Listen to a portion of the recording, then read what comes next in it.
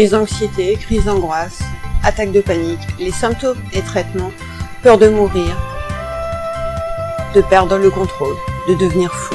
La crise d'angoisse ou attaque de panique se caractérise par une peur intense et incontrôlée.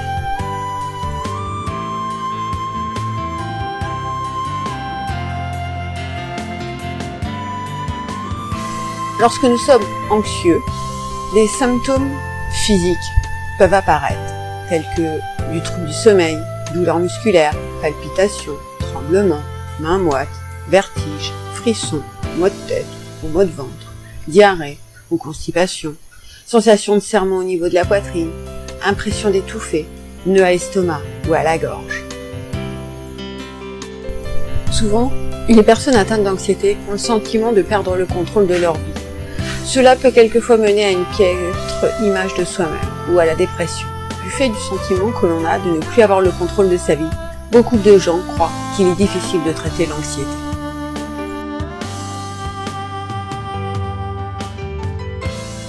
Une personne anxieuse a souvent la crainte qu'un événement désagréable survienne. Elle anticipe les conséquences négatives et a tendance à les amplifier.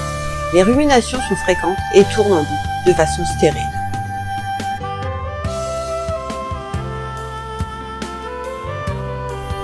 Dans un premier temps, il est important de comprendre qu'est-ce que l'anxiété, afin de comprendre pourquoi l'administration de médicaments n'est pas toujours nécessaire pour la réduire.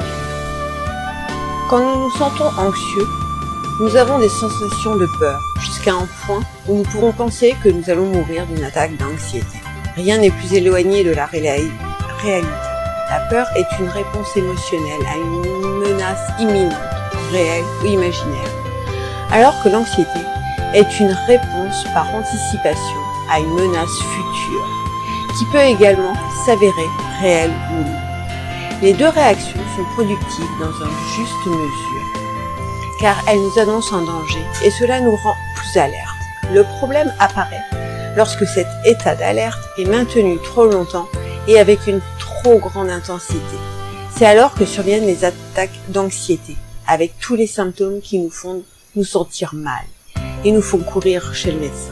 En fait, ce que nous devons savoir, c'est que l'anxiété n'est rien de plus que cela, des symptômes.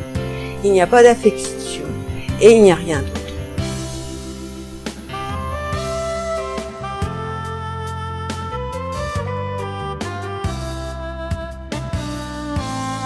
L'anxiété est une émotion souvent ressentie comme désagréable.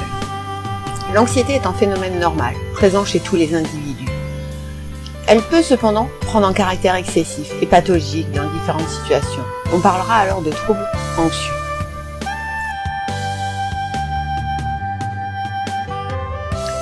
Les sujets souffrant de troubles anxieux sont envahis par ce sentiment d'inconfort ou de peur secondaire, à une anticipation excessive d'éventuelles difficultés avant même que les problèmes ne soient survenus, ou avant même que le sujet ait repéré précisément ce qu'il redoute.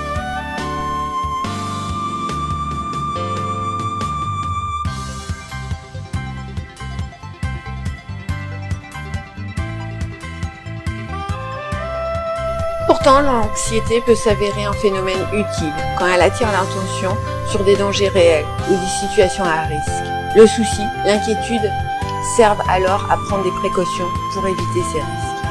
Trop peu d'anxiété peut parfois mettre en danger. Trop d'anxiété peut à l'inverse inhiber et épuiser le sujet.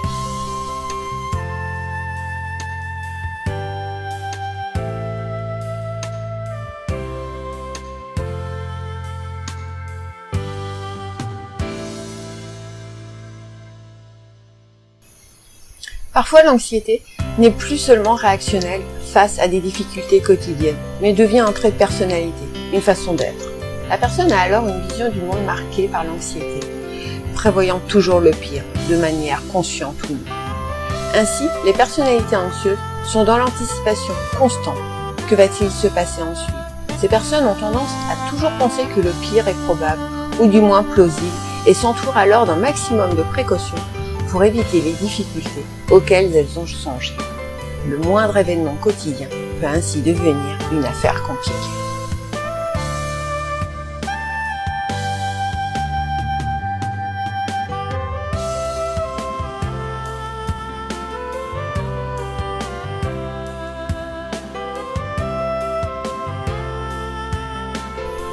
Tous les problèmes importants ou non du quotidien peuvent être amplifiés et inquiéter la personne anxieuse. Parmi ces événements du quotidien, sources d'anxiété, citons tous les événements incontrôlables ou imprévisibles, tels que le temps pour les vacances, les retards dans les transports, les préoccupations sur l'avenir, ou la santé, ou encore des événements plus anodins, tels qu'une mauvaise note de son enfant à l'école.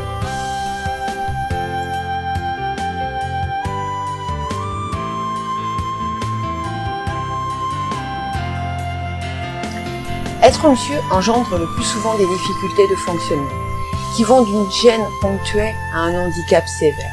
Être anxieux n'a cependant pas que des désavantages. De par l'hypervigilance, à tout ce qui peut mal se passer et la somme de préoccupations précises, le sujet anxieux peut se montrer plus performant dans certains domaines.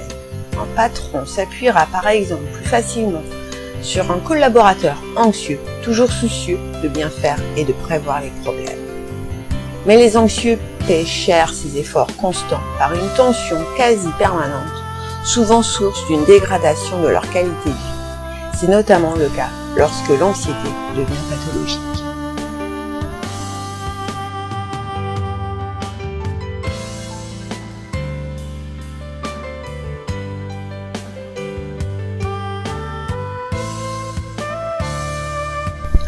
Merci d'avoir regardé cette vidéo. Nous espérons qu'elle vous aura plu et surtout qu'elle vous aura été utile pour comprendre votre anxiété. N'hésitez pas à partager votre expérience personnelle, à laisser vos commentaires et à poser vos questions sur le sujet plus bas. Nous serons enchantés d'y répondre.